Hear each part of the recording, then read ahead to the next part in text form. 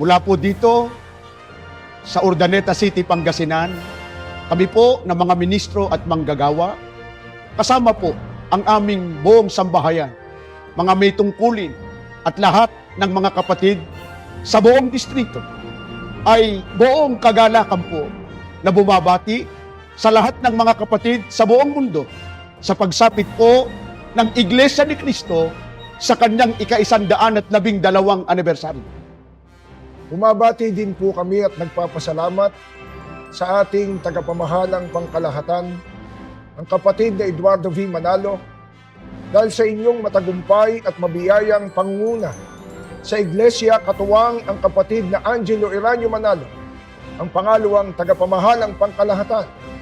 Kaya ang buong Iglesia ni Cristo ay patuloy na nagtatagumpay sa lahat ng gawain. Sa Diyos po ang lahat ng kapurihan. Happy 112th anniversary po!